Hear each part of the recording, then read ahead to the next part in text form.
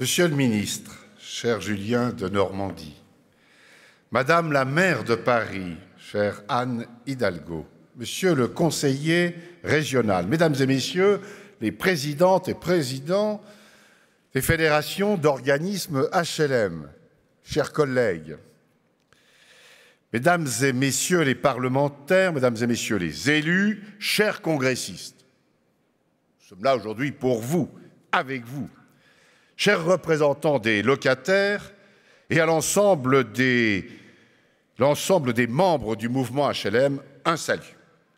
Madame la maire, je souhaite débuter mon propos en vous remerciant, car en effet, je suis ravi que ce 80e congrès, qui marque les 90 ans de notre mouvement, se tienne à Paris, car depuis 40 ans, à titre personnel, je me sens un peu parisien, certes à mi-temps. J'ai pu constater à quel point Paris s'est transformé, s'est adapté en innovant. Le travail est encore colossal, à la hauteur des enjeux qui sont les vôtres. Mais tout bouge, comme le mouvement HLM. La situation de notre capitale est assez proche de celle que connaît le logement social. Paris est observé, critiqué, envié, attaqué. Elle suscite fantasmes et attentes. Elle est aussi félicitée.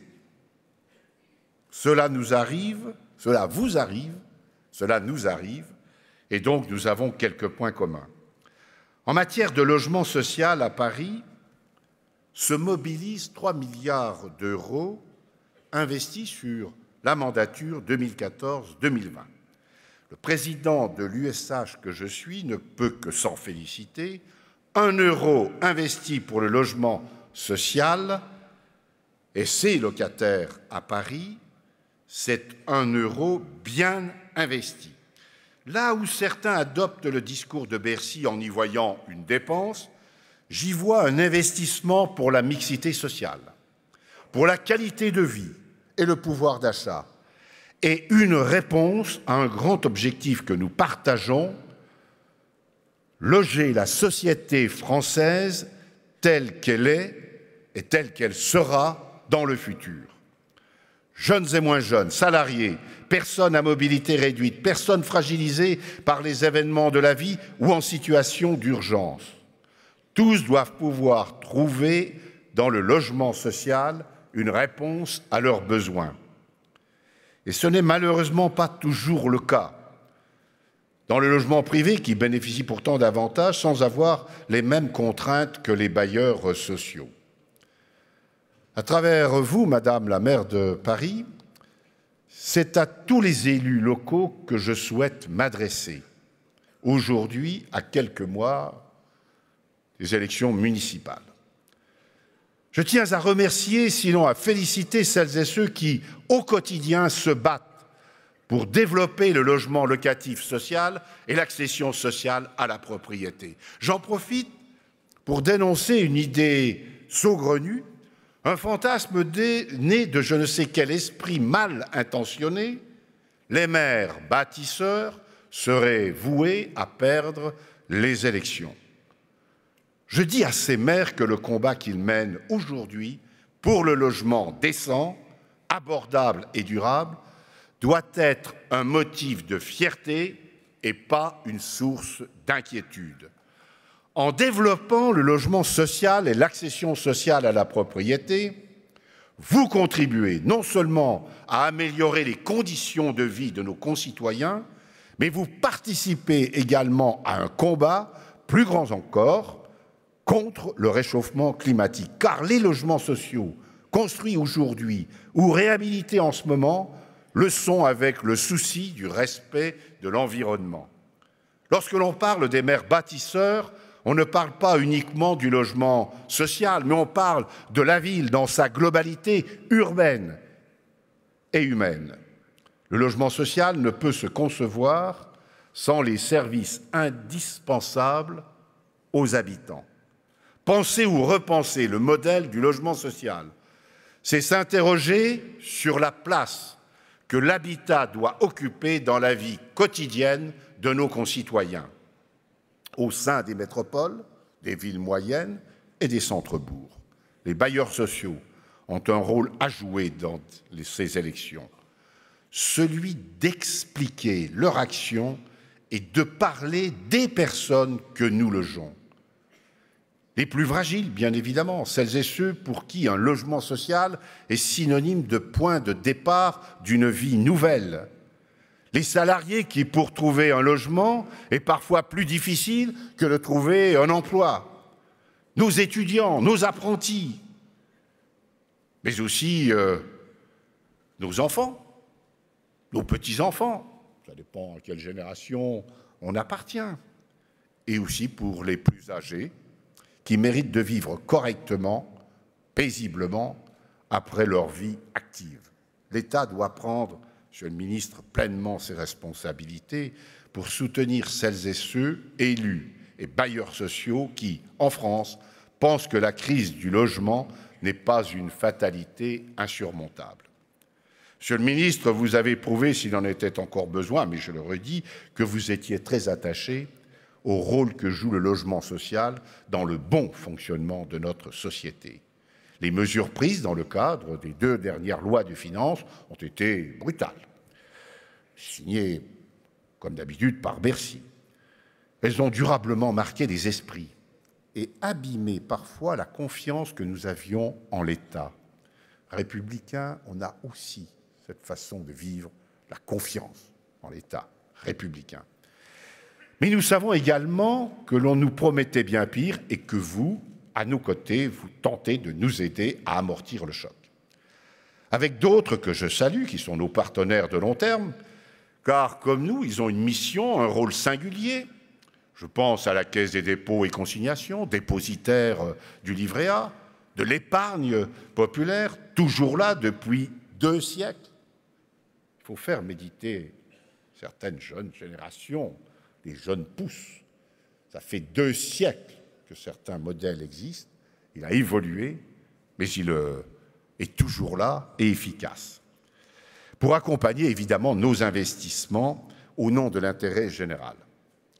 Deuxième organisme auquel je pense, c'est Action Logement, qui joue un rôle essentiel dans une forme de gestion originale, le paritarisme, l'esprit du Conseil national de la résistance, pour gérer la participation des employeurs à l'effort de construction pour le logement des salariés. Vous avez pris, Monsieur le ministre, votre part, mis votre énergie et votre force de conviction dans la revoyure. Nous l'avons tous mesuré. Ça a même, me semble-t-il, complimenté. Mais vous et vos équipes, que je salue, vous le savez bien, le combat ne s'arrête pas là. Et si je suis devant vous aujourd'hui, c'est pour vous alerter sur les nouvelles menaces qui planent. 2019, pour nous, est une année charnière. Les discussions entamées, peut-être sont-elles à ce jour, pour certaines, bouclées, au dire funeste de certains, concernant le revenu universel d'activité, ne vont pas toujours dans le bon sens. Les acteurs de l'économie sociale et solidaire sont naturellement favorables, et nous aussi, à l'idée d'assurer à chacun un revenu permettant de vivre correctement, mais les objectifs affichés autour de ce RUA sont flous et parfois contradictoires. D'un côté, le gouvernement dit vouloir lutter contre le non-recours, ça a été rapporté il y a quelques minutes. De l'autre, vos collègues disent que ce RUA se déploiera à budget constant. Cela n'a pas de sens. Plus de bénéficiaires et un budget constant, c'est une baisse des aides individuelles. On ne pourra jamais cautionner telle chose. Comment un État comme la France pourrait afficher que la solidarité nationale se fait uniquement entre les plus fragiles? Les pauvres donnent aux pauvres. Et au milieu de ces prises de parole, Bercy ne dit rien. Et croyez-en, mon expérience, quand Bercy ne dit rien, c'est jamais un bon signe. On en saura peut-être plus dans 3 jours. Certaines aides évoquées dans le cadre de cette réforme méritent une attention particulière. Inclure l'allocation adulte handicapé dans le RUA aurait quelque chose un peu d'indécent. Il en va de même pour l'aide personnelle au logement. L'APL n'existe pas pour assurer un revenu, elle existe pour assurer à ses bénéficiaires le droit au logement. Pas besoin de la transformer.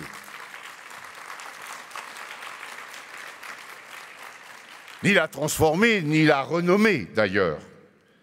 Elle nous rappelle quotidiennement l'urgence de trouver des solutions à la crise du logement et à la paupérisation croissante d'une partie de nos concitoyens. Et l'ensemble des responsables HLM ce matin peuvent témoigner de la population, de nos usagers, de nos locataires. Et il faut y être très attentif. J'en profite pour glisser un mot sur l'APL accession, un clin d'œil à une présidente en particulier, un président.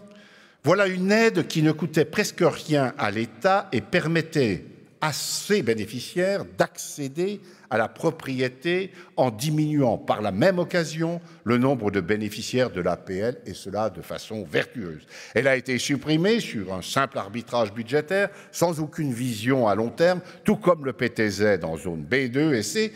J'y reviendrai jeudi.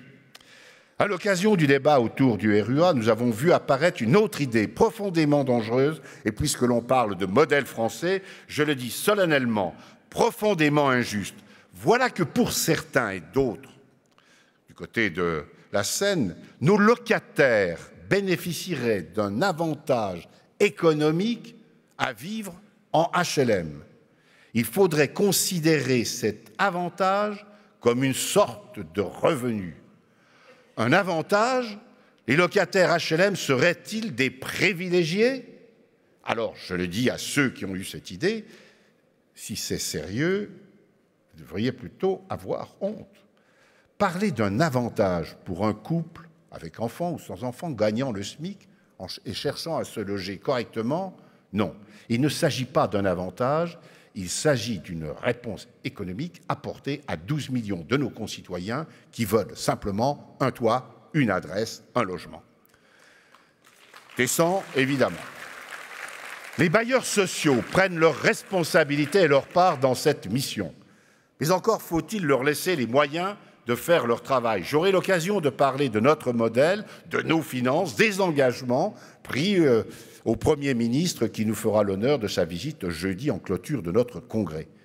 Monsieur le ministre, je souhaite vous parler de notre organisation et de ce que nous appelons entre nous le tissu des organismes HLM. Il y a quelques mois, vous nous avez lancé un défi à travers la loi Élan, celui de nous regrouper pour former des entités minimales de 12 000 logements. Nous l'avons accepté, peut-être même vous a-t-elle été aussi suggéré. Nous répondons à ce défi. Nous nous mobilisons partout en France avec les collectivités de rattachement, avec les actionnaires, pour préparer les modalités de ces regroupements. Il faut les laisser mener sereinement à bien ces échanges. Ils ont 3 ans, et beaucoup sera fait avant la fin des 3 ans pour mener à bien ces travaux, mais la tâche est loin d'être évidente. Il ne s'agit pas d'une simple addition de moyens. Les fédérations dont je salue une nouvelle fois les présidentes et présidents, ça vous rappelle que nous sommes une confédération, sont là pour accompagner les organismes HLM dans leurs réflexions et dans leurs projets. Derrière chaque bailleur social, il y a aussi tout simplement des hommes, des femmes qui travaillent au quotidien pour les locataires, auprès des locataires, et pour celles et ceux qui souhaitent accéder à la propriété. 80 000 salariés, dont une grande majorité œuvrent sur le terrain et dans les métiers de proximité. Cette réforme n'est pas un simple ajustement technique, car elle questionne les stratégies territoriales des collectivités locales et des projets des organismes eux-mêmes.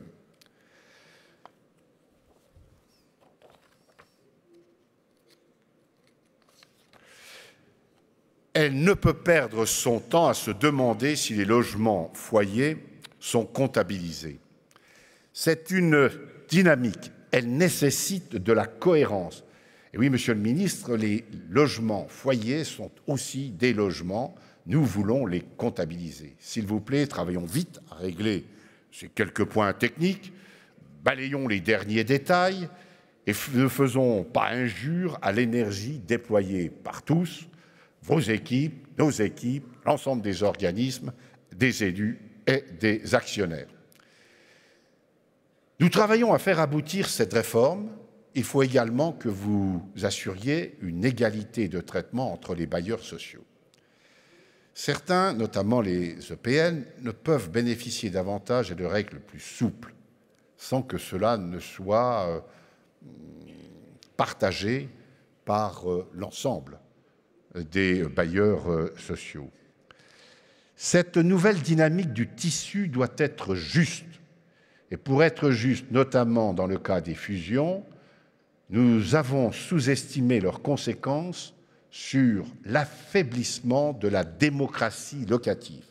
Nous mesurons encore cette année, avec les associations de locataires, la difficulté à mobiliser nos locataires pour exprimer par leur vote. L'éloignement des élus locataires du terrain ne serait pas une bonne chose.